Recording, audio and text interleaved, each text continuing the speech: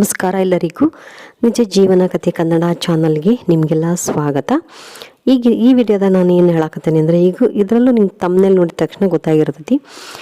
ಇದು ನನ್ನ ತಾಯಿ ಮನೆ. ಇಲ್ಲಿಂದ ನಾನು ಮದುವೆ ಆಗಿ ಹೋದ್ಮೇಲೆ, ಅಂದ್ರೆ ನಮ್ಮ ಅತ್ತೆ ಮನೆಗೆ ಹೋದ್ಮೇಲೆ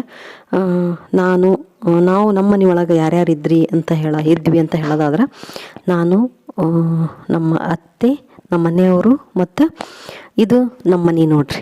ನಮ್ಮದು ಹಳೆ ಮನೆ, ಮಾಳಿಗೆ ಮನೆ ಇತ್ತು. ಅದನ್ನು ನಾನು ಒಂದು ಇಮ್ಯಾಜಿನೇಷನ್ ಫೋಟೋನ ನಾನು ಇಲ್ಲಿ ಹಾಕೀನಿ ಅಷ್ಟೇ. ತುಂಬ ಹಳೆಯದಾದಂತಹ ರೈತರ ಮನೆ, ಅದು ರೈತರ ಓಣಿ, ರೈತರ ಮನೆ. ಹಾಗಾಗಿ ಅದು ಒಂದು ಇಮ್ಯಾಜಿನೇಷನ್ ಫೋಟೋನ ನಾನು ಅಲ್ಲಿ ಹಾಕಿದ್ದೀನಿ ಅಷ್ಟೇ. ಮಾಳಿಗೆ ಮನೆ ನನಗೆ ಎಲ್ಲಿ ಸಿಗಲಿಲ್ಲ, ಹಾಗಾಗಿ ನಾನು ಅದನ್ನು ಸರ್ಚಲ್ಲಿ ನೋಡಿದಾಗ ಈ ಥರ ಮನೆ ಸಿಕ್ತು. ನಮ್ಮ ಮನೆ ಅದೇ ರೀತಿ ಇತ್ತಲ್ಲ, ಹಳೆ ಮನೆ, ಹಾಗಾಗಿ ಅದನ್ನು ಹಾಕೀನಿ. ನಮ್ಮ ಮನೆ ಒಳಗೆ ನಾವು ಯಾರು ಇರ್ತಿದ್ವಿ ಅಂದ್ರೆ ಗಂಡನ ಮನೆದು ಹೇಳಕತ್ತೀನಿ. ನಮ್ಮ ಮನೆ ನಾವು ಯಾರ್ಯಾರು ಇರ್ತಿದ್ವಿ ಅಂದ್ರೆ, ನಾನು, ನಮ್ಮ ಮನೆಯವರು, ನಮ್ಮ ಅತ್ತೆ ಮತ್ತು ನಮ್ಮ ತಮ್ಮ, ಇಷ್ಟು ಜನ, ನಾವು 4 ಜನ ಇರ್ತಿದ್ವಿ. ನಾನು ತುಂಬ ಚೆನ್ನಾಗಿ ಅಡುಗೆ ಮಾಡ್ತಿದ್ದೆ. ಎಲ್ಲರೂ ಆರಾಮಾಗಿ ಊಟ ಮಾಡ್ತಿದ್ವಿ.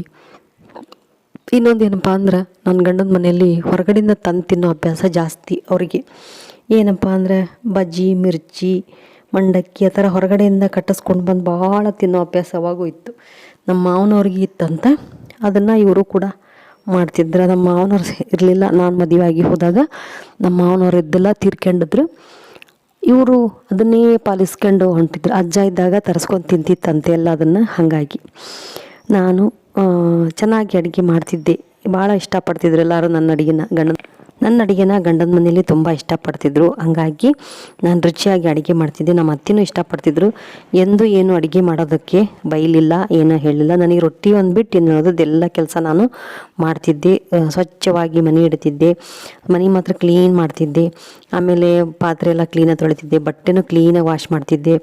ಈ ರೀತಿ ನಂದು ಕೆಲಸ ಇರ್ತಿತ್ತು. ಮುಂದಿನ ವಿಡಿಯೋದಾಗ ಮತ್ತಷ್ಟು ವಿಷಯನ ನಾನು ಶೇರ್ ಮಾಡ್ಕೊತೀನಿ. ಅಲ್ಲಿವರೆಗೂ ಈ ವಿಡಿಯೋನ ನೋಡ್ತಾ ಇರಿ, ಎಂಜಾಯ್ ಮಾಡ್ತಾ ಇರಿ. ಮುಂದಿನ ಕತೆಗಾಗಿ ಕಾಯಿರಿ. ಅಲ್ಲಿವರೆಗೂ ಈ ವಿಡಿಯೋನ ನೋಡಿ. ಹಾಗೆ ನಿಮಗೆ ವಿಡಿಯೋ ಇಷ್ಟ ಆದರೆ ಲೈಕ್ ಮಾಡಿರಿ, ಚಾನಲ್ನ ಸಬ್ಸ್ಕ್ರೈಬ್ ಮಾಡಿಕೊಂಡು ಸಪೋರ್ಟ್ ಮಾಡಿ. ಮತ್ತೊಮ್ಮೆ ನಿಮ್ಮೆಲ್ಲರಿಗೂ ಜೈ ಶ್ರೀರಾಮ್.